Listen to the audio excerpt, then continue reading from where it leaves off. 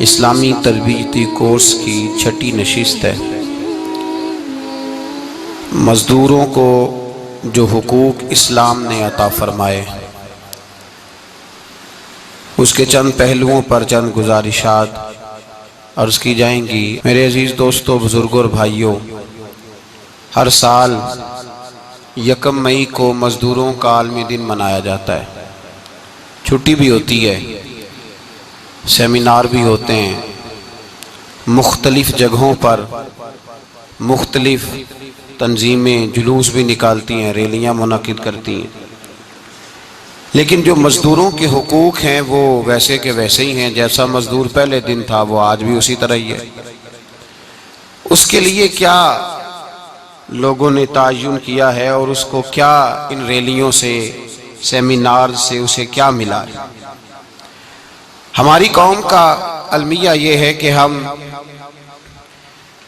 جب ہمارے ہاں کسی بھی دن کو منایا جاتا ہے تو اس میں مختلف اظہار خیال کرنے والے لوگ مختلف حوالوں کے ساتھ، عقلی دلائل کے ساتھ اور اپنی رائے کے ساتھ کچھ باتیں بیان کر دیتے ہیں۔ مسلمان کو تو اس کی ضرورت ہی نہیں ہے کہ وہ اپنی رائے بیان کرے یا کوئی نئی تحقیق لے کے آئے۔ مسلمان کو تو سارا کچھ اللہ تعالیٰ نے بتایا ہے اور اس کے رسول نے عطا فرما دیا ہے۔ ہر ایک کا حقوق کا تعین کر دیا گیا ہے، ہر جگہ ہر ایک کے بارے میں احکامات موجود ہیں، نصیحتیں موجود ہیں، ہر شخص کے لیے ہر چیز موجود ہے، باہر جانے کی تو ضرورت ہی نہیں۔ سب سے پہلی بات یہ ہے میرے بھائی کہ اسلام ایک پیشے کو ناپسند کرتا ہے اور وہ ہے مانگنے کا پیشہ، ہاتھ پھیلانے کا پیشہ، سوال کرنے کا پیشہ، اس کو ناپسند کیا ہے۔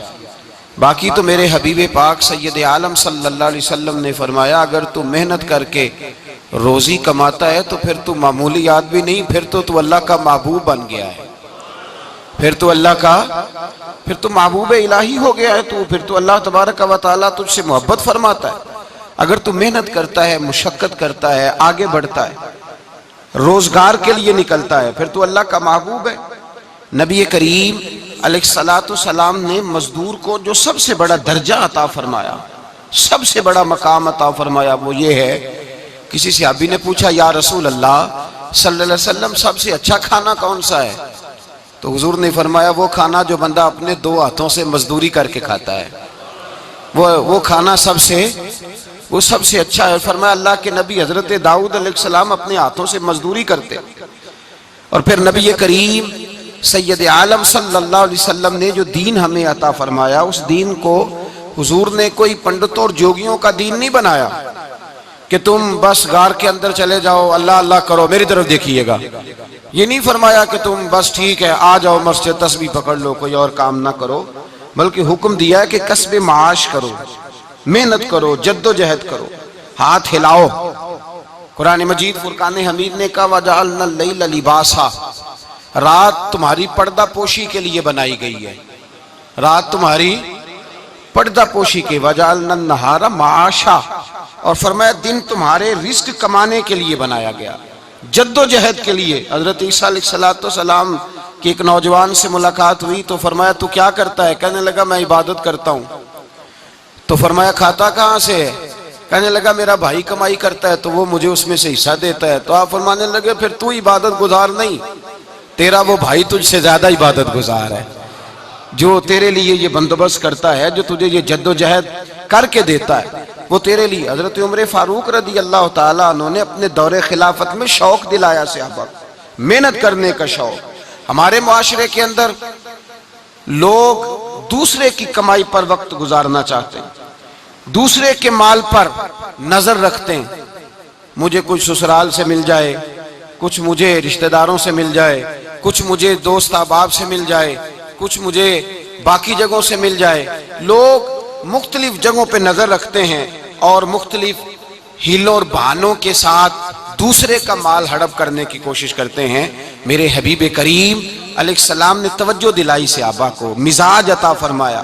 نبی پاک صلی اللہ تعالیٰ علیہ وآلہ وسلم نے ارشاد فرمایا حضرت عمر کی بات کر رہا تھا، پہلے اس کو مکمل کروں. جناب عمر فاروق رضی اللہ تعالیٰ عنہ نے شوق دلایا صحابہ کو.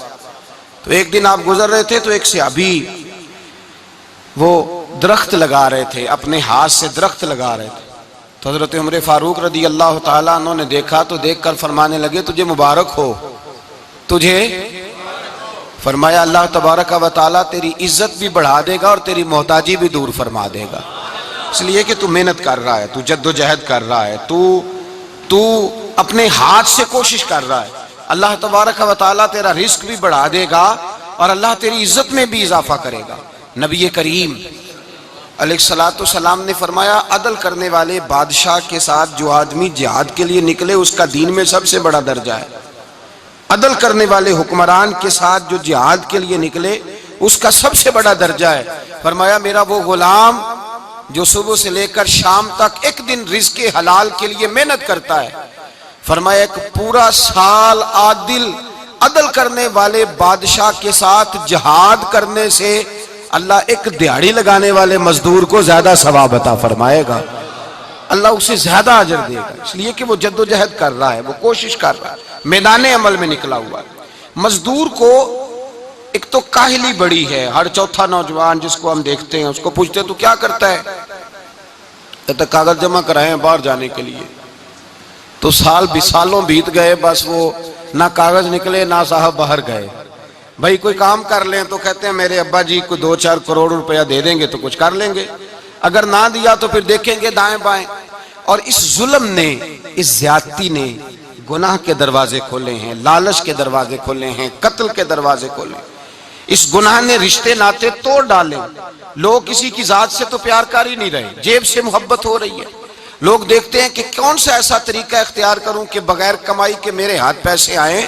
اور خدا کے بندو یاد رکھو اللہ تبارک و تعالیٰ فرماتا ہے دنیا تجھے کیا دے سکتی ہے، لوگ تو محتاج ہیں، تو محنت کر اور توجہ میری بارگاہ کی طرف رکھ.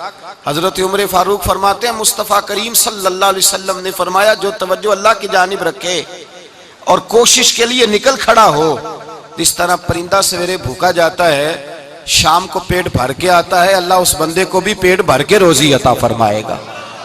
حضرت حسن بصری رحمت اللہ علیہ تشریف فرما تھے تو ایک نوجوان آیا.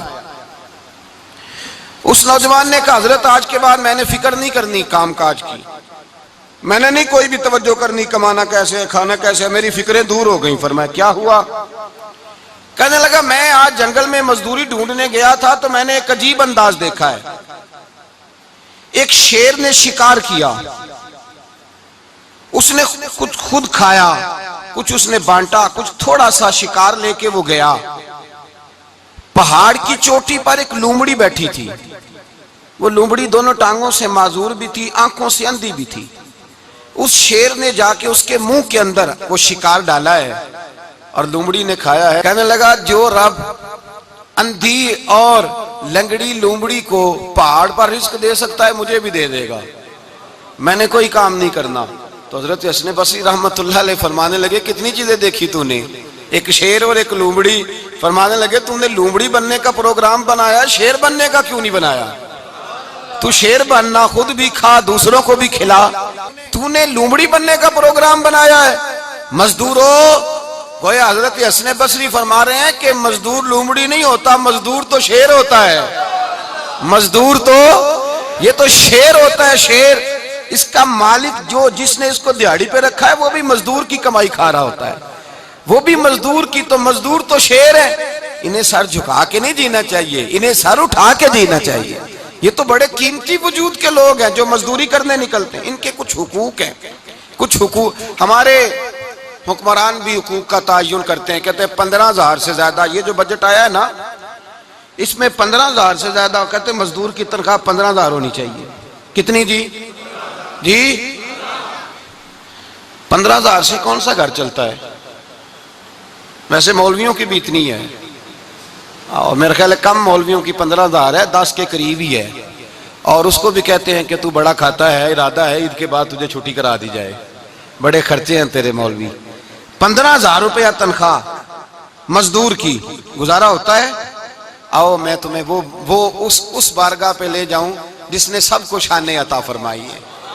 حضرت ابوبکر صدیق رضی اللہ تعالیٰ عنہ خلیفۃ المسلمین بنے، خلیفہ بنے تو سویرے جس رات خلیفہ بنے سویرے سر پہ ٹوکری رکھی، منڈی کی طرف جا رہے ہیں۔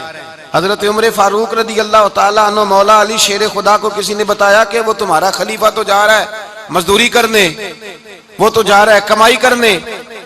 حضرت علی شیر خدا مولا کائنات جناب فاروق اعظم دونوں نے رستے میں روکا کہ ابو بکر کہاں جا رہے ہو؟ فرمانے لگے کام کرنے جا رہا ہوں، مزدوری کروں گا، منڈی میں جاؤں گا، تجارت کرتا تھا اس کو جاری رکھوں گا، بچوں کا پیٹ بھی تو پالنا ہے۔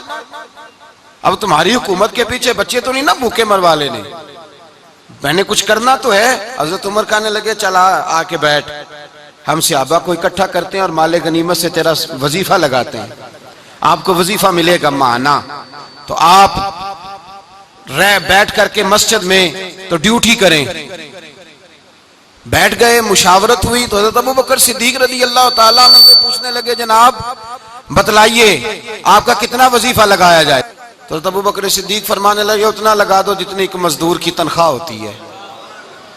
تو ایک صحابی بول کے بڑے میٹھے اور دھیمے لہجے میں کہنے لگے ابو بکر اگر تیرا گزارا نہ ہوا تو، اگر تیرا گزارا نہ ہوا تو حضرت ابوبکر صدیق فرمانے لگے اگر میرا گزارا نہ ہوا تو میں مزدوروں کی تنخواہوں میں اضافہ کر دوں گا، اگر مزدوروں کے گھر جلنے لگیں گے تو میرا بھی چلے گا، میں ان کی تنخواہیں بڑھاؤں گا صرف اپنی۔ تو مزدور کے حقوق کا تعین کیا، سب سے پہلے تو میرے نبی پاک علیہ السلام نے منع فرمایا، فرمایا جس کو مزدوری پر رکھو پہلے اس کے ساتھ اجرت طے کرو۔ حضور صلی اللہ علیہ وسلم نے فرمایا جب تک اجرت واضح نہ ہو جاؤ کسی کو کام پر، جب تک اجرت واضح نہ ہو جائے مکمل نہ ہو جائے کہ کیا دینا ہے طے کرے۔ کیا لوگے جو جناب دے دیں گے لے لوں گا، شریعت اس کو پسند نہیں کرتی، محبوب نہیں رکھتی۔ پہلے اس کے ساتھ پہلا حق مزدور کو یہ دیا کہ اس کی اجرت پہلے، بولیے اجرت پہلے اجرت طے ہوگی، یہ پہلا حق ہے۔ اور مزدور کا دوسرا حق کیا بیان کیا میرے نبی پاک نے؟ فرمایا جب، اور یہ ایسی اعلیٰ بات ہے کہ جتنے حقوق لکھنے والے ہیں نا، جتنے بین الاقوامی سطح پر انسانی حقوق کا چارٹر بنانے والے ہیں، وہ کہتے ہیں کہ یہ ایسا نقطہ حضور نے بیان کر دیا ہے کہ اس سے آگے کو بڑھ ہی نہیں سکتا، یہ ایسی بات ہے کہ جس کی شرح بھی کوئی نہیں کر سکتا۔ میرے حبیب کریم علیہ السلام نے فرمایا پہلے طے کرو، اور کیا خوبصورت لفظ ہے، قانون بنا دیا۔ فرمایا جب مزدور مزدوری کر لے تو اس کا پسینہ خشک ہونے سے پہلے اسے ادا کر دینا، اس کا پسینہ خشک ہونے سے پہلے اسے اس کی مزدوری دے دو۔ بیچارے نے محنت کی ہے اپنے گھر جائے، یہ نہیں کہ اس نے مزدوری کیا تو تم نے کہا نہیں ادھر سے پینٹ صحیح نہیں ہوا، یہ تو لے جا 2000 اور پھر میں تیرا حساب کروں گا، ابھی ذرا میں چیک کرا لوں 2-4 لوگوں کو بلا کر کے، وہ فلاں جگہ سے نا ایک کونا خالی رہ گیا۔ اللہ سے ڈرنا چاہیے، اللہ سے ڈرنا چاہیے۔ اگر اللہ تبارک و تعالیٰ نے 2-1 آدمیوں کو ملازم آپ کا بنا دیا ہے تو پھر خیال ہونا چاہیے۔ ایک صحابی اپنے خادم غلام کو مار رہے تھے تو میرے نبی پاک تشریف لائے، فرمایا کیوں اسے مار رہا ہے؟ حضور غلطیاں بڑی کرتا ہے۔ تو نبی پاک نے فرمایا جتنا تجھے اس پر اختیار ہے نا اس سے کہیں بڑھ کر میرے رب کو تیرے اوپر بڑا اختیار ہے۔ کہا حضور یہ بڑی غلطی کرتا ہے، میں آخر کتنا معاف کروں؟ تو حضور نے فرمایا اتنا معاف کر جتنا میرا رب تجھے معاف فرماتا ہے۔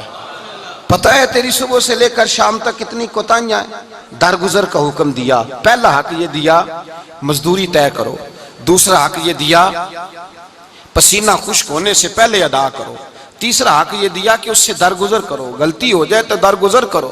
تو یا رسول اللہ مزدوری کتنی دیں؟ میرے نبی پاک بخاری مسلم حضور سید عالم صلی اللہ علیہ وسلم نے فرمایا مزدور کا حق بیان کیا نبی پاک نے، اور ایک بات ارشاد فرمائی تو اس کے اندر کئی پہلو، ایک حدیث میں کئی پہلو بیان فرمائے۔ حبیب پاک نے فرمایا جیسا تم کھاتے ہو ویسا ہی اسے کھلانا۔ کوئی نہیں، آپ شاید سو رہے ہیں کچھ حضرات، جیسا خود کھاتے ہو ویسا ہی، بھائی بس ختم ہو گئی بات۔ اتنی بڑی بات کر دی سرکار نے۔ کبھی دیکھا ہے آپ نے کہ مزدور کو ایسے ہی کھلایا جا رہا ہو جیسا مالک کھا رہے ہیں؟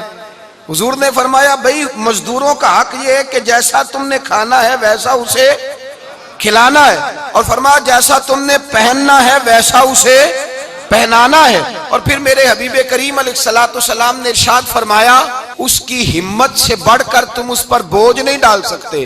جتنا کام وہ کر نہیں سکتا اتنا تم اسے دے نہیں سکتے. اور فرمایا اگر اتنا کام دینا ہے جو اس کی ہمت سے زیادہ ہے تو میں اس کے مالک کو کہتا ہوں وہ بھی اٹھ کے مزدور کے ساتھ کام پہ لگ جائے, اٹھے اس کے ساتھ کام میں شریک ہو جائے. مزدوری کا بھی تعین فرمایا, اور پھر اس کو کام کس مقدار کا دینا ہے, مزدور کو کس قدر زیادہ اس پر بوجھ ڈالا جائے گا, یہ بھی مصطفیٰ کریم نے بیان فرمایا. فرمایا جو لا یکلف اللہ نفسا الا وسعها, اللہ بھی تم پر وہ بوجھ نہیں ڈالتا جو تم اٹھا نہیں سکتے, تو کسی مزدور کو تم ایسا کام نہیں بتاؤ گے. حضرت عثمان غنی رضی اللہ تعالیٰ عنہ ایک دن حضرت عمر فاروق سے کہنے لگے عمر بس کر دے یار, تیرے بعد بھی تو لوگوں نے خلیفہ بننا ہے, کیسے کوئی تیرے رستے پہ چلے گا. تو حضرت عثمان غنی سے جناب عمر کہنے لگے کیا ہو گیا.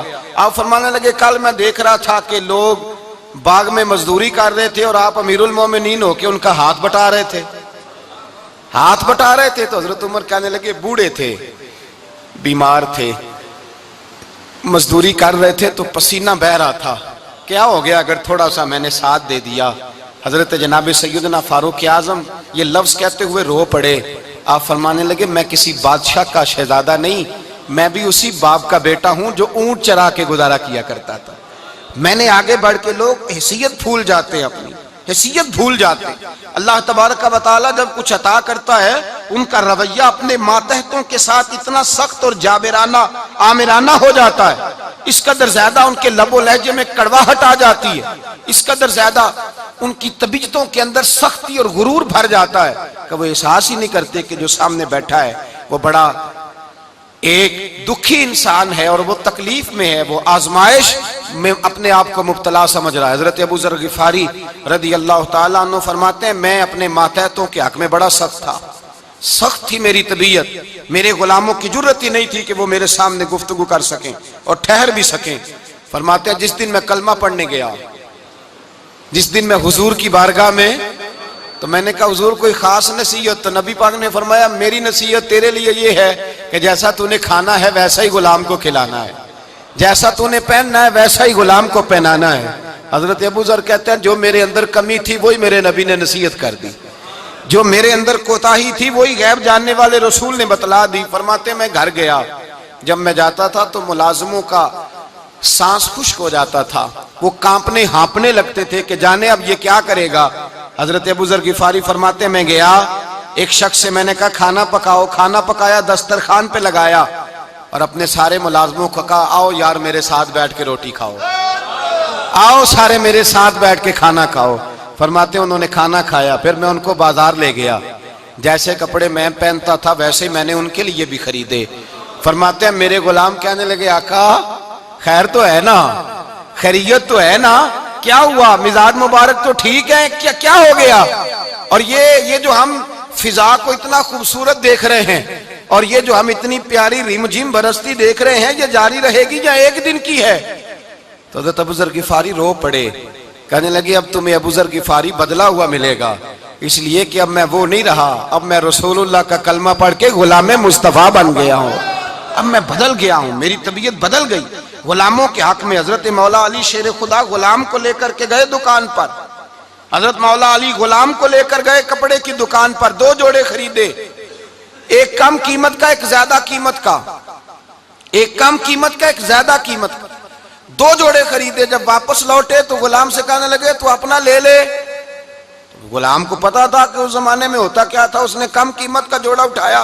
حضرت علی فرمانے لگے عجیب آدمی ہے, یہ تو تیرا نہیں, یہ تو میرا ہے. اس نے کہا حضور کس طرح سے؟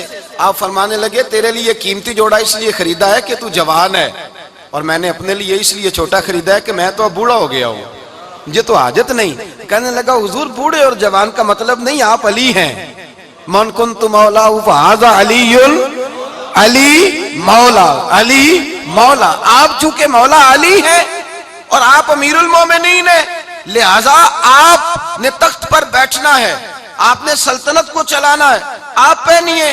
تو حضرت علی فرمانے لگے تو میرا غلام بنا ہے نا, تو نے ابھی میرے نبی کا دیدار نہیں نہ کیا, تو بعد میں آیا ہے نا, اگر تو اس دور میں ہوتا تو جان جاتا کہ یہ عمل میرا ہے, پر اس کے پیچھے جو نصیحت کے پھول ہیں وہ مصطفیٰ کے عطا فرمائے ہوئے. تو بھائی یاد رکھیں نبی کریم سید عالم صلی اللہ تعالی علیہ وآلہ وسلم نے تعین فرمایا مزدور کے حقوق کا، تعین کیا۔ حضرت حکیم بن حزام کہتے ہیں میں حضور کی بارگاہ میں بیٹھا تھا تو نبی پاک صلی اللہ علیہ وسلم سے میں نے کہا یا رسول اللہ آپ کو کون سا آدمی پسند ہے، کون سا محنت کرنے والا پسند ہے؟ تو حضور نے فرمایا جس کے دونوں ہاتھ کام کریں، دونوں پیر چلیں اور اس کی پیشانی پر پسینہ آئے، وہ بندہ مجھے بڑا اچھا لگتا ہے۔ جس کی پسینہ آئے۔ آج لوگ مزدوری نہیں کرتے، دائیں بائیں دیکھتے ہیں، لوگ اپنے اندر وہ توانائی، وہ غیرت، وہ خودداری پیدا نہیں کرتے۔ بھائی گردن کو جھکا دیتا ہے خیرات کا پتھر، جہاں میں مانگنے والوں کے سر کبھی اونچے نہیں ہوتے۔ اور ایک بار کہنے لگے غیرت ہے بڑی چیز جہاں تگ و دو میں پہناتی ہے یہ فخر کو تاج سردارا۔ اپنے اندر یہ توانائی پیدا کرنی چاہیے، یہ کوشش کرنی چاہیے۔ میرے نبی کریم صلی اللہ علیہ وسلم نے فرمایا تمہارے بعض گناہ ایسے ہیں جو صرف تم مزدوری کرنے جاؤ گے تو اللہ تمہاری مزدوری کی وجہ سے ہی تمہارے گناہ معاف فرما دے گا۔ اللہ تمہاری محنت اور کوشش کے سبب سے تمہاری ان غلطیوں سے درگزر فرمائے گا۔ حبیب کریم سید عالم صلی اللہ علیہ وسلم نے فرمایا مزدور جب قیامت کے دن آئے گا، بھئی عالم تو آیا، صوفی تو آیا، درویش تو آیا، صحابہ تو آئے، ان کا آنا تو شفاعت کے لیے شمار کیا گیا۔ میرے مصطفیٰ نے فرمایا جب مزدور آئے گا، مزدور کی سب سے بڑی غلطی یہ ہے کہ مزدور اپنے آپ کو نیچ سمجھتا ہے۔ مزدور کی سب سے بڑی غلطی یہ ہے کہ یہ اپنے آپ کو چھوٹا سمجھتا ہے۔ اس کی زیادتی یہ ہے کہ یہ اپنی سوچ کو بڑا نہیں کرتا، یہ سمجھتا ہے نہیں کہ بھئی میں تو دو ہاتھوں کی محنت کی کمائی کھاتا ہوں، یہ آرزو کرم اور میں آپ سے کروں، یہ بھیک اس کو دیجئے جس کا خدا نہ ہو۔ مزدور کی زیادتی یہ ہے کہ یہ اپنے آپ کو چھوٹا جانتا ہے۔ میرے مصطفیٰ نے فرمایا جب مزدور محنت کرنے والا قیامت کے دن آئے گا تو اس کا چہرہ اس طرح چمکے گا جس طرح 14ویں کا چاند چمکا کرتا ہے، اس قدر اس کا چہرہ چمکے گا جب آئے گا وہ صبح قیامت۔ میرے بھائیوں مزدور ایک عظیم شخصیت کا نام ہے۔ محنت کرنا، اپنے دونوں ہاتھوں سے مشقت کرنا، جدوجہد کرنا۔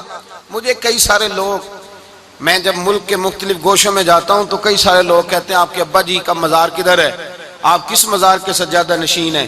تو میں ان سے کہتا ہوں میں سجادہ نشین نہیں، میں تو کسان کا بیٹا ہوں، اور میں اس شخص کا بیٹا ہوں جو رات کو 2 بجے اٹھ کے بھی گھر سے نکلتے تھے 2 نفل پڑھ کے، تو ہم پوچھتے تھے کہ اماں جی ابا جی کہاں گئے؟ تو کہتے تھے چند کھیتوں کو پانی لگانا تھا، اور رات کو رخصت ہو گئے۔ فخر کی بات ہے، یہ اعزاز کی بات ہے، یہ اعزاز کی بات ہے۔ ہم نے ساری زندگی ان کے ہاتھ پہ چھالے دیکھے، لیکن بات لفظ زبان پر یہی دیکھی کہ بیٹا عزت والا وہی ہوتا ہے جو اپنے ہاتھوں سے محنت کر کے روزی کھایا کرتا ہے۔ بھائی یاد رکھیں یہ اعزاز کی بات ہے، اعزاز کی۔ مزدور کا بیٹا فخر کرے، کسان کا بیٹا ناز کرے۔ وہ جو آدمی سویرے جاتا ہے ویلڈنگ کا پلانٹ لے کے کام کرنے، اس کا بیٹا ناز کرے۔ وہ جس کا باپ پھاوڑا چلاتا ہے، چھینی چلاتا ہے، تھوڑا چلاتا ہے، وہ ناز کرے۔ اور مزار صرف ان لوگوں کے نہیں ہوتے جو اللہ اللہ کرتے ہیں، ہو کرتے ہیں، وہ تو قابل اعزاز ہے اللہ کے بندے، ان کے بھی مزار ہوتے ہیں۔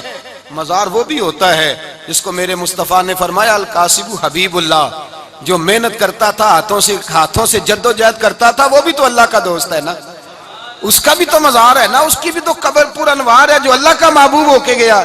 تو بھائی اپنا اعزاز جانے سمجھے اس بات کو۔ میرے مصطفیٰ کریم صلی اللہ علیہ وسلم مزدور کو عزت دیتے، وقار دیتے، اور جو حضور کے گھر میں خادم ہوتے ان کی ناز برداری کرتے۔ ہمارے گھر میں جو بی بی برتن دھوتی ہے وہ ہمارے ساتھ بیٹھ کے روٹی نہیں کھا سکتی، اس کو یہ اجازت نہیں ہوتی۔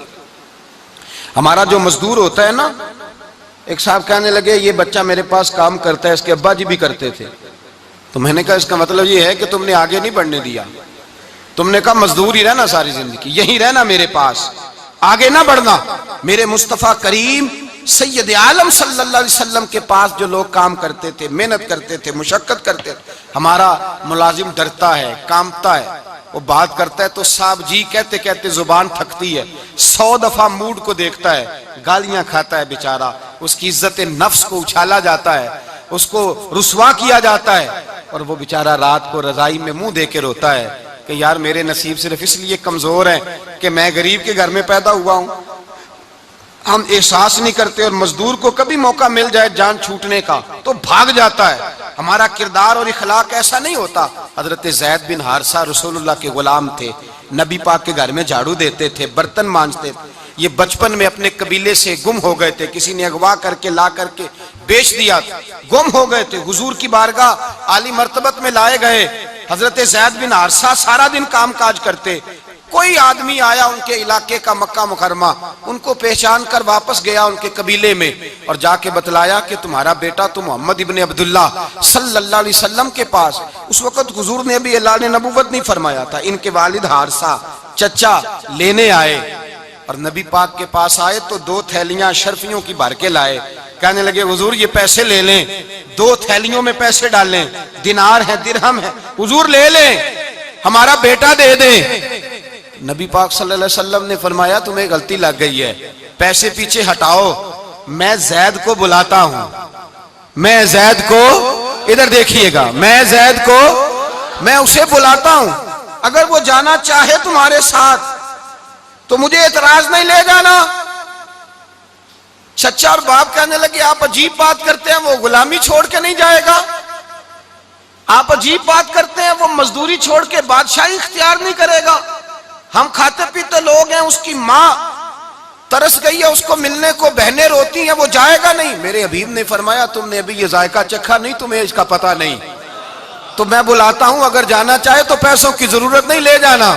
حضرت زید کو پیغام دیا، آئے، حضور نے فرمایا وہ تمہارے والد کھڑے ہیں، وہ چچا ہیں، لینے آئے ہیں۔ جناب زید گئے، باپ کے گلے سے لگے، بچھڑے ہوئے باپ بیٹا ایک دوسرے کو مل کے کھل کے روئے، کہا بیٹا تیری ماں کی آنکھیں پتھر ہو گئیں تیرا رستہ دیکھ کے، تیری بہنیں ترستی ہیں تیرے چہرے کے دیدار کو، بیٹا وہ گلیاں بھی روتی ہیں جن میں تو کھیلا کرتا تھا، پر اب فکر کی بات کوئی نہیں، اب کوئی پریشانی نہیں، میں پیسے لایا ہوں تجھے لے جاؤں گا۔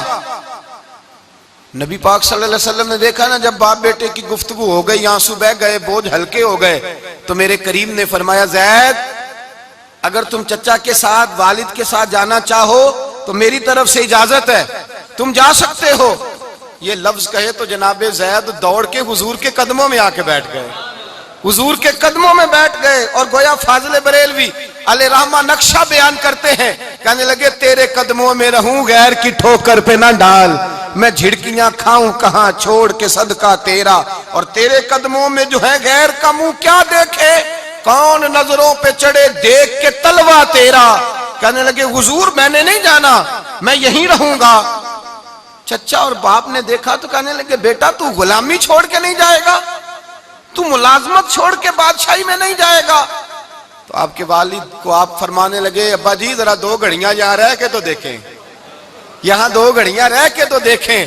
فرمایا یہاں ملازموں کا وہ اعزاز ہے جو شہزادوں کا ہوا کرتا ہے، یہاں خادموں کی وہ عزت ہے، اور پتہ پھر ان کو مقام کیا ملا، یہ واحد شعبیاں جن کا نام اللہ نے قرآن پاک میں بیان فرمایا ہے، نام اللہ نے قرآن مجید میں بیان فرمایا۔ حضور کا اپنے غلاموں کے ساتھ جو تعلق تھا، اپنے ملازموں کے ساتھ جو رشتہ تھا، بڑا آدمی آتا ہے نا، بڑا آدمی تو لوگوں کی سانس سوکھ جاتے ہیں، اٹھ کے ملتے ہیں، بڑا کچھ کرتے ہیں، مزدور آتا ہے تو لوگ اوئے کہہ کے پکارتے ہیں، ان کو خبر ہی نہیں کہ اس شخص کا اعزاز کتنا ہے۔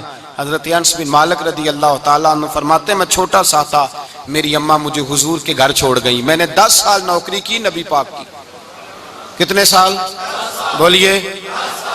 12ویں دن لوگ کہتے ہیں بس بھائی ختم ہو گیا، اب فرینکنس ہو گئی ہے، اب جو مرضی تیرے ساتھ کریں گے۔ 10 سال نوکری کی میں نے، لیکن جناب انس فرماتے ہیں نبی پاک نے کبھی مجھے اف تک بھی نہیں کہا تھا، اف تک بھی نہیں کہا تھا، اف تک بھی۔ حضور نے بھیجا جاؤ فلاں آدمی کو بلا کر کے لاؤ۔ حضرت انس بن مالک رضی اللہ تعالیٰ عنہ فرماتے ہیں میں بلانے گیا، بچہ تھا چھوٹا سا، رستے میں بچے کھیل رہے تھے تو میں ان کے ساتھ کھیلنے لگا، محو ہو گیا، مجھے پتہ ہی نہ چلا وقت کا۔ حضور نے جب مجھے بھیجا تو فرمایا جلدی جانا اور جلدی آنا، اب مجھے خبر ہی نہیں، بڑی دیر ہو گئی۔ حضور وہاں انتظار کر کر کے خود تشریف لائے، کہتے جب نبی پاک آئے تو میں بچوں کے ساتھ کھیل رہا تھا، حضور نے جب مجھے کھیلتے ہوئے دیکھا، میری اچانک نظر پڑی تو میرے ہوش اڑ گئے۔ حضور نے تو کہا تھا جلدی آنا، اور میں یہاں کھیلنے لگا، یہاں اتنا الجھا کہ مجھے خیال نہیں رہا کس کام آیا ہوں۔ حضرت انس فرماتے ہیں میں ڈرنے لگا، جیسے جیسے حضور قریب آتے میری ٹانگیں کانپتی۔ فرماتے ہیں جب نبی پاک قریب آئے تو قربان جاؤں معصوم آمنہ کے، فرماتے ہیں حضور نے میری گردن پہ تھپکی دی اور حضور نے ہنس کے فرمایا او بھائی لگتا ہے تو کھیل میں گم ہوا ہے تو تجھے یاد ہی نہیں رہا میں نے کس کام بھیجا تھا, تجھے یاد ہی نہیں رہا. کہ یا رسول اللہ صلی اللہ علیہ وسلم میں بھول گیا تھا, میں ابھی جاتا ہوں. کیا انداز ہے, کیا شفقت ہے, کیا رنگ ہے. حضور میں ابھی گیا اور ابھی آیا. نبی پاک نے فرمایا نہیں یار تو کھیل میں خود ہی چلا جاتا ہے, تو کھیل یہاں میں خود جاتا. یہ اعزاز, یہ فضیلت, یہ درجہ کس نے ذروں کو اٹھایا اور صحرا کر دیا, یہ کس نے قطروں کو ملایا اور دریا کر دیا, یہ کس کی حکمت نے یتیموں کو کیا در یتیم اور غلاموں کو دنیا بھر کا مولا کر دیا. یہ کس نے اتنا. میرے بھائی مزدور کو حضور نے اعزاز دیا. نبی پاک اپنے ہاتھ سے کام کرنے والے کے ساتھ اس نے سلوک کرتے, محبت کرتے, پیار کرتے. ایک بوڑھی اماں تھی جو مسجد میں جھاڑو دینے کی مزدوری کرتی تھی. کیا کام کرتی تھی؟ دعا کریں اللہ ہم سب کو مسجد کی صفائی کی توفیق عطا فرمائے. بوڑھی اماں تھی, مسجد کی صفائی کرتی تھی, نوکری کرتی تھی. بیمار ہو گئی, بخاری شریف میں موجود ہے. اللہ کے محبوب صلی اللہ علیہ وسلم روز تیمارداری کرنے جاتے. ایک وقت ایسا آیا کہ دن میں 2 مرتبہ حضور تیمارداری کرنے جاتے. ایک شام نبی پاک نے فرمایا اس کا انتقال ہو جائے تو مجھے اطلاع کرنا. صحابہ کہتے ہیں رات کے وقت ان کا انتقال ہوا, ٹھنڈ کا موسم تھا, ہم نے حضور کو تکلیف دینا مناسب نہ سمجھا, ہم نے دفن کر دیا. سویرے اللہ کے حبیب نے پوچھا تم نے مجھے اطلاع کیوں نہیں دی؟ حضور سردی بڑی تھی. کون جاتا ہے مزدوروں کے جنازوں میں, کون جاتا ہے مزدوروں کے جنازے میں. یہاں تو اب جنازے بھی سیاسی ہو گئے ہیں. اب تو کوئی بہت بڑا امیر آدمی فوت ہو جائے تو وہاں رش ہوتا ہے, وہاں رش ہوتا ہے. غریبوں کا تو جنازہ بھی کوئی نہیں پڑتا. حضرت جناب سیدنا ابو ہریرہ رضی اللہ تعالیٰ عنہ فرماتے ہیں حضور نے فرمایا مجھے اطلاع کیوں نہیں دی؟ تمہیں اس کے اعزاز کا نہیں پتا؟ وہ مزدور تھی, مسجد میں جھاڑو دیتی تھی, تم نے خبر ہی نہیں دی. حضور وصال ہو گیا, فرمایا چلو مجھے بتاؤ قبر کہاں ہے. حضور سارا کچھ جانتے ہیں لیکن یہ ساری تمہید اس لیے بیان کی کہ ایک مزدور کی شان واضح ہو جائے. فرمایا بتاؤ قبر کہاں ہے. صحابہ کہتے ہیں ہم قبر پہ لے گئے تو میرے نبی نے فرمایا صفے بناؤ میں دوبارہ جنازہ پڑھاؤں گا. میں دوبارہ جنازہ نہیں ہو سکتا. اس وقت ہو سکتا ہے جب وارث نے نہ پڑھاؤ, پھر دوسرا جنازہ جائز ہے. وارث نہ پڑھے تو اس سے پہلے 20 جنازے بھی ہو جائیں تو جب وارث پڑھ لے پھر دوسرا جنازہ نہیں ہو سکتا. حضور نے دوسرا جنازہ اس لیے پڑھا ہے کہ حضور اپنی ساری امت کے وارث ہیں. نبی پاک ساری امت کے وارث ہیں. فرمایا پر بناؤ صفے میں جنازہ پڑھاتا ہوں. مزدور کو اعزاز دیا, پیار کیا. حضرت عبد الرحمن ابن عوف رضی اللہ تعالیٰ عنہ فرماتے ہیں ایک دن میرا دل کیا تھا کہ میں غریب ہو جاؤں. کیا ہو جاؤں؟ آپ اپنے لیے دعا نہ کریں لیکن حضرت عبد الرحمن ابن عوف کے الفاظ تو دہرائیں. وہ کیا کہہ رہے ہیں کہ میرا دل کرتا تھا میں اللہ. ایک دن میرا, بڑے امیر آدمی تھے نا, صحابہ میں سب سے زیادہ امیر, فرمانے لگے ایک دن میرا دل کیا میں غریب ہو جاؤں, غربت پسند کر لوں. اصل میں غریب کو اپنی شان کا نہیں نہ پتا. اسے جس دن پتہ چل گیا کہ میں غریب کی عظمت کتنی ہے, غریب ہر وقت اپنے آپ کو کوستا ہی رہتا ہے. اور میں اکثر کہتا ہوں کہ یہ بڑے کا قصور نہیں کہ اس نے تجھے چھوٹا جانا ہے, یہ تیرا قصور ہے. تو احساس کمتری میں کیوں مبتلا ہوا؟ تو نے اپنے آپ کو چھوٹا کیوں جانا؟ تو نے اپنے آپ کو کمزور کیوں سمجھا؟ تو نے کیوں سمجھا کہ میں مزدور ہوں تو میری عزت ہی کوئی نہیں, میرا مقام کوئی نہیں؟ کیوں تو نے ایسا سمجھا اپنے لیے؟ حضرت عبد الرحمن, میرے بھائی یاد رکھیں جب غریب کو پتا چلے میری شان کیا ہے, میرے نبی پاک نے فرمایا میں غریبوں کے بیچ آیا ہوں, میں غریبوں میں رہا ہوں, میرے دائیں بائیں غریب رہتے ہیں, اور قیامت کے دن جب میں جنت میں جاؤں گا تو میرے آگے پیچھے غریب لوگ ہی ہوں گے. میں غریبوں کے ساتھ مل کے جنت میں جاؤں گا. حضرت عبد الرحمن ابن عوف کہتے ہیں ایک دن میرا بھی دل کیا تھا. یہ سب سے امیر تھے صحابہ میں, اور حضور نے فرمایا تو پکا جنتی ہے پر سب سے آخر میں جنت میں جائے گا, اس لیے کہ جتنا مال ہے اتنا حساب بھی تو دینا ہے نا, پکے. حضرت عبد الرحمن ابن عوف کہتے ہیں ایک دیہڑے دل کیا تھا کہ میں ماڑا ہوتا, میں غریب ہوتا, میں غریب ہوتا. یہ دل کیا میرا. کہا کس طرح؟ فرمانے لگے ایک مزدور صحابی تھے, حضرت سعد انصاری نام تھا, وہ حضور سے ملنے آئے. جب انہوں نے ہاتھ ملایا نا نبی پاک سے تو حضور نے ان کا ہاتھ تھام لیا. غریبوں کمال کر دی میرے مصطفیٰ کریم نے. نبی پاک نے ہاتھ تھاما, حضور نے ہاتھ, آپ کو اس بات کی لذت نہیں آئی شاید, نبی پاک نے ہاتھ تھاما مزدور کا. مزدور کہتا ہے میں نے چھڑانا چاہا تو حضور نے پکڑ لیا دبا کے, اور جب تھام لیا تو میں ٹھہر گیا, میں اپنی قسمت پہ ناز کرنے لگا. حضور نے میرا ہاتھ کھولا، کہتے ہیں ہاتھ پہ چھالے تھے، جگہ جگہ چھالے بنے ہوئے تھے. تو نبی کریم صلی اللہ تعالی علیہ وآلہ وسلم نے ہاتھ کھول کے فرمایا سعد یہ کیا ہوا؟ عرض کی حضور غریب ہوں، بوڑھے ماں باپ ہیں، چھوٹے چھوٹے بچے ہیں، بہن بھائیوں کے حقوق ہیں، بیوی کے منہ میں حلال کا لقمہ دینا ہوتا ہے. یا رسول اللہ پھاوڑا لے کے، کئی لے کے، کدال لے کے، بیلچا لے کے مزدوری کرتا ہوں، میدان میں نکلتا ہوں، صبح سے گیا تھا اب آیا ہوں، ہاتھوں میں نشان پڑ گئے ہیں. حضرت عبد الرحمن ابن عوف فرماتے ہیں جس کے قدم چومنے کو دنیا ترسے، اس رسول نے سر مبارک جھکایا اور غریب کے ہاتھ کو چوم لیا. نبی پاک نے بوسہ دیا اور پھر فرمایا کیا؟ فرمایا یہ وہ ہاتھ ہیں جن سے خدا بھی پیار کرتا ہے، محمد مصطفیٰ بھی محبت فرماتے ہیں. نبی رحمت علیہ السلام نے فرمایا یہ تیرا وہ ہاتھ ہے جس سے اللہ بھی پیار کرتا ہے اور اللہ کا. تو مزدور کو پھر ناز کرنا چاہیے کہ پریشان رہنا چاہیے؟ بولے نا، مزدور کو ناز کرنا چاہیے نا، اس کو اپنا ہاتھ کھول کھول کے دیکھنا چاہیے اور اسے کہنا چاہیے اللہ نے مجھے وہ ہاتھ عطا فرمایا جس سے رب بھی پیار کرتا ہے، مصطفیٰ بھی پیار کرتے ہیں. اسے تو اعزاز سمجھنا چاہیے، فضیلت جاننی چاہیے، اسے تو ناز کرنا چاہیے. اللہ تبارک و تعالیٰ نے مجھے یہ اعزاز دیا ہے. کسان جو کھیتوں میں مزدوری کر رہا ہے، وہ مزدور جو کسی فیکٹری میں گیا ہے، رزق حلال کی تلاش میں نکلا ہے، اسے تو میرے بھائی ناز کرنا چاہیے، اسے تو خوش ہونا چاہیے کہ اللہ نے مجھے یہ فضیلت دی. ترستے ہوئے غریب، جان بوجھ کے اپنے آپ کو پریشان رکھتے ہوئے لوگ اگر جان جائیں کہ فضیلت کیا ہے، عظمت کیا ہے، اور پھر غلام کے ساتھ سلوک کیا کرنا ہے. ایک یہودی کا بیٹا نبی پاک کی خدمت کرتا تھا. اکثر یہودی کا بچہ، وہ بیمار ہو گیا، روز آتا تھا، چھوٹے موٹے کام کرتا تھا، بیمار ہو گیا. حضور نے فرمایا چلو تیمارداری کرنے چلتے ہیں. کس کی؟ جی غلام کی، نوکر کی. یہاں صاحب کہتے ہیں 5,000 روپیہ لے جاؤ، وہ بڑے احسان کے ساتھ 5,000 روپیہ لے جاؤ اور دے آنا، اور اسے کہنا سر جی پوچھ رہے تھے تیرا کیا حال ہے. وہ بات ختم ہو گئی. حضور بنفس نفیس گئے اور غریب کا گھر تھا. وہ یہودی باہر نکلا جس کا بیٹا بیمار تھا. تو کہتا جب دروازے پہ میں نے مسلمانوں کے نبی کو کھڑے دیکھا تو میرے پیروں تلے زمین ہی نکل گئی. میں نے کہا حضور مجھ غریب کی کٹیا میں کیسے آئے؟ پر میں تجھے پتا ہے نا تیرا بچہ میری نوکری کرتا تھا، یا کبھی بیمار ہو گیا میں تیمارداری کرنے آیا ہوں. وہ یہودی کہتا مجھے خیال یقین ہی نہ آئے کہ میرے گھر میں حضور، تو امیر حرم، میں غریب بے نوا، تو کجا من کجا، میرے گھر میں حضور آئے. کہتے کہاں ہے ہمارا پیارا؟ حضور وہ لیٹا ہوا ہے. صحابہ کہتے ہیں نبی پاک سرانے گئے تو اس کا آخری وقت تھا، تھوڑا سا ٹائم تھا. میرے مصطفیٰ نے فرمایا تو میری نوکری کرتا تھا، آج میں تیری تیمارداری کرنے آیا ہوں. غلاموں سنو، جو رسول اللہ کی نوکری کرے آخری وقت آئے تو اللہ کے رسول پہنچ جایا کرتے ہیں، حضور پہنچ جایا کرتے ہیں.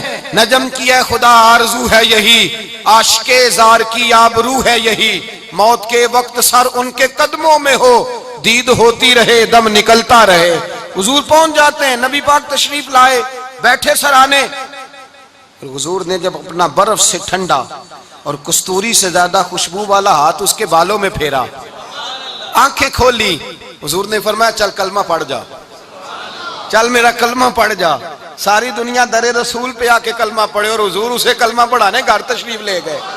یہ ایک مزدور کو، ایک محنت کرنے والے کو اعزاز دیا. گھر گئے کلمہ پڑھ لے. اس نے اپنے والد کی طرف دیکھا اور والدہ کی طرف دیکھا. ماں باپ یہودی ہیں، رونے لگے، کہنے لگے بیٹا یہ ہم سے زیادہ بڑھ کر تیرے حق میں خیر خواہ ہے، جیسے کہتے ہیں کر لے. اس نے کلمہ پڑھا اور حضور کی گود میں لوٹ پوٹ ہونے لگا. کلمہ پڑھا، روح پرواز کر گئی. شارحین کہتے ہیں جب نبی پاک وہاں سے نکلے تو حضور نے فرمایا اٹھاؤ اس کی میت کو. ماں باپ کہنے لگے کہاں لے جانا ہے؟ فرمایا ہم اپنے طریقے کے مطابق غسل کفن کریں گے، اس لیے کہ جو کلمہ پڑھ جائے پھر وہ میرا ہو جایا کرتا ہے، میرا ہو جایا کرتا ہے. بھائی یاد رکھیں مزدور کو. حضرت ربیعہ بن کعب فرماتے ہیں میں حضور کو وضو کراتا تھا، رات کا وضو میری ذمہ داری تھی، صرف ایک وضو رات کا. ہمارے ہاں تو 25 سال مزدور مزدوری کر کے چلا جاتا ہے، پر وہ مزدور ہی رہتا ہے، وہ مزدور ہے، اس کا کوئی اعزاز نہیں. کوئی اس کے لیے کہتے ہیں اب بابا جی آپ کو کھانسی زیادہ آتی ہے، اپنے بیٹے کو لگا دیں، کسی اور کی ڈیوٹی لگا دیں، اب آپ کام نہیں کر سکتے. 25 سال نوکری کی، ملا کیا؟ حضرت ربیہ کہتے ہیں میں وضو کراتا تھا رات کا، میرے نبی پاک نے فرمایا شادی کیوں نہیں کرتا؟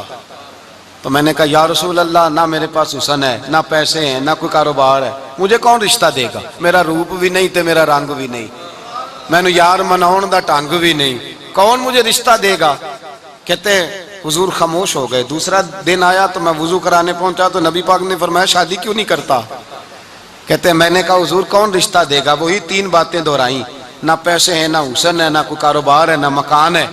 فرمایا حضور نے تیسرے دن پھر کہا، جب دوسرا دن ہوا نا تو حضور نے کہا، حضور خاموش ہوئے میرے جواب پر۔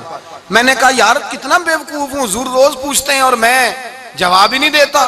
کہتے ہیں تیسرے دن میں نے ارادہ کیا آج نبی پاک پوچھیں گے تو میں کہوں گا حضور جیسے دل کرتا ویسے ہی کرا دیں۔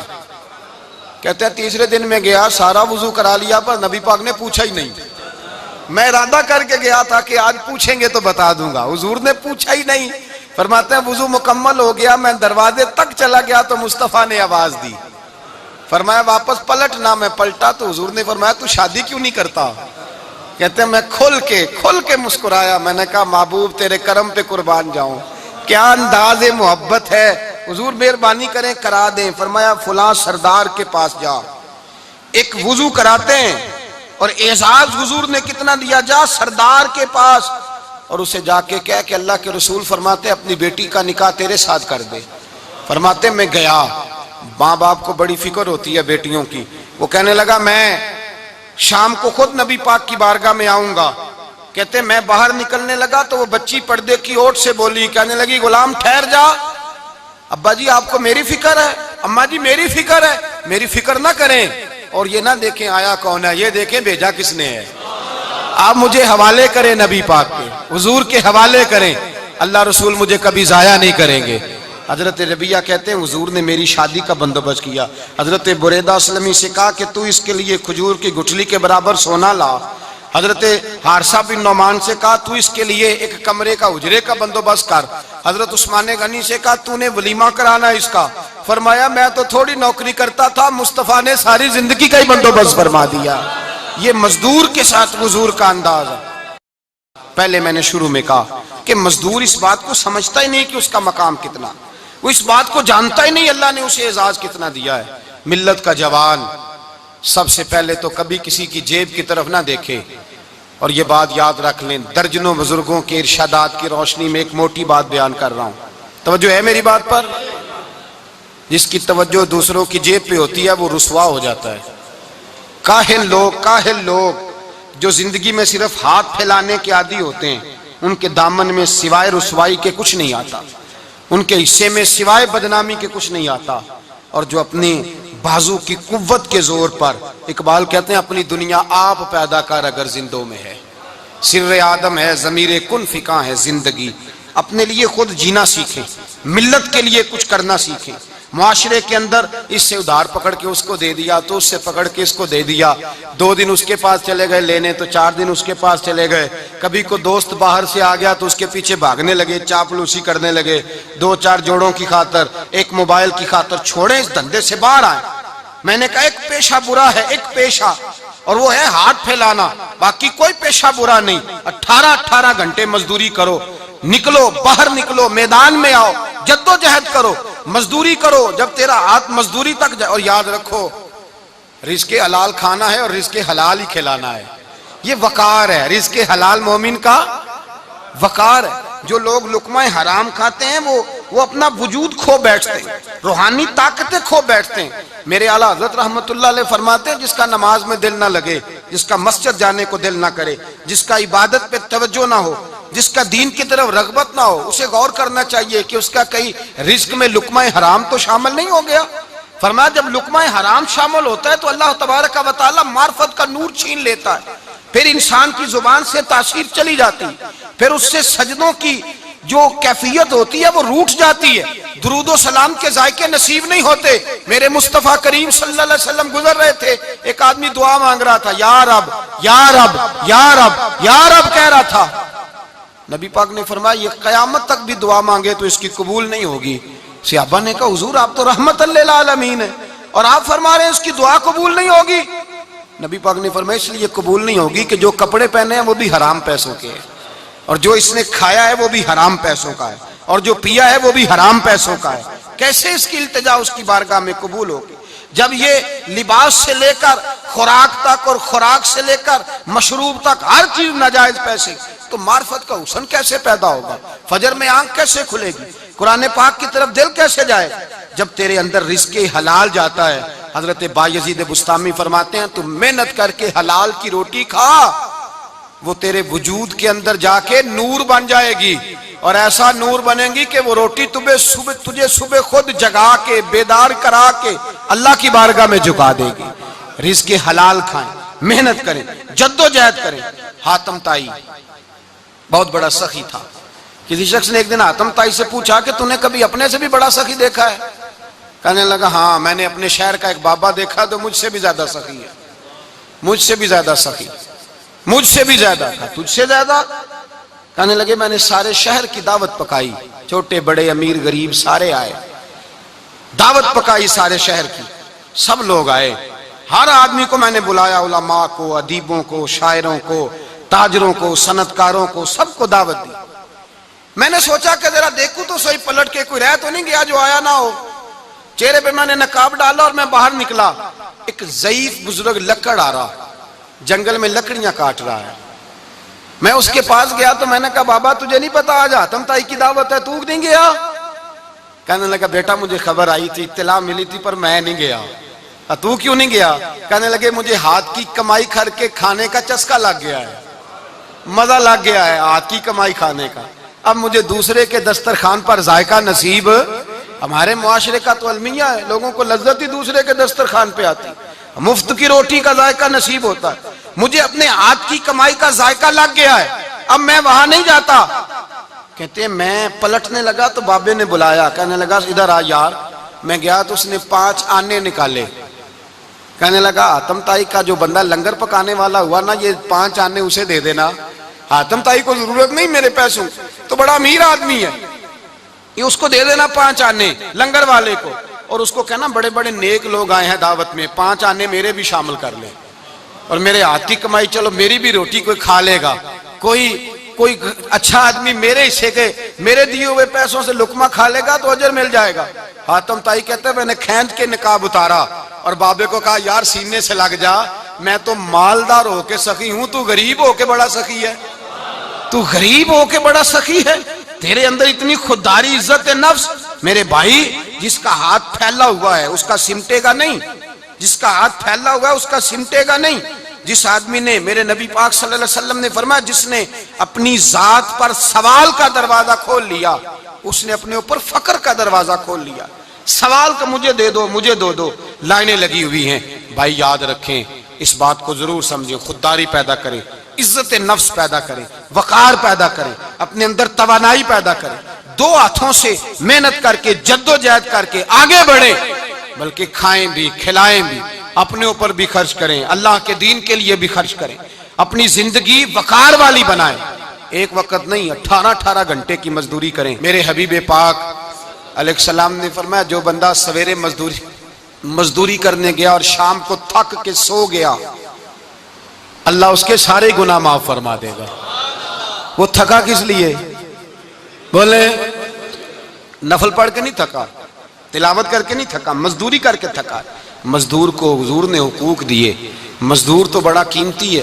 نبی پاک کے زیادہ تر صحابی کاشتکار تھے، زیادہ تر صحابی حضور کے کاشتکار تھے، کھیتی باڑی کرتے، مزدوری کرتے تھے اپنے ہاتھوں سے، اور جتنے باقی بھی صحابہ تھے مالدار، حضرت عثمان غنی بھی اپنے ہاتھوں سے کام کرتے، حضرت علی المرتضیٰ بھی دست مبارک سے کام کرتے تھے، ابو بکر صدیق بھی خود جاتے تھے بکریوں کا دودھ دھو کے لاتے۔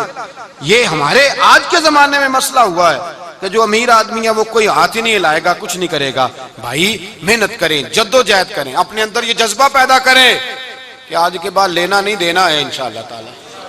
اور نوجوان بالخصوص اتاریں یہ غفلت کا پردہ، یہ غفلت ہے۔ اپنی دنیا آپ پیدا کر اگر زندوں میں ہے، سر آدم ہے، ضمیر کن فکاں ہے زندگی۔ میرے بھائی وقار کے ساتھ سر اٹھا کے وہی بندہ جیے گا جو، اور پھر مزدور اگر اپنے آپ کو وقار دیتا ہے، اللہ اور اس کا رسول اسے وقار دیتے ہیں، تو ہمیں مزدور کو وقار نہیں دینا چاہیے؟ دینا چاہیے نا جی. تو مزدور کو عزت دیں، وقار دیں. جس آدمی کو محنت کرتا دیکھیں اس کی حوصلہ افزائی کریں، اس کو تھپکی دیں کہ تو بڑا اچھا آدمی. اور جو کام کاج نہیں کرتا ان کو سمجھائیں. بچے، اصل بچوں کی تربیت، جو لوگ جائیدادیں بنا کے جاتے ہیں نا اور بچے ان کے کاہل ہوتے ہیں، کچھ نہیں کر سکتے، ان کی جائیدادیں اجڑ جاتی ہیں، بک جاتی. اور جو بچہ تعمیر کر کے جاتے ہیں، جو اپنے بچے کو اعلیٰ صلاحیت سکھا کے جاتے ہیں، ان کی جائیدادیں ختم نہیں ہوتی، ان کی پہلے سے زیادہ بڑھ جاتی ہیں. اس لیے کہ یہ وہ والا صنعت لگا کے گئے ہیں جو آگے کی طرف بڑھے گی. تو زیادہ جد و جہد کریں اپنی اولاد کو ادھر لگانے کی.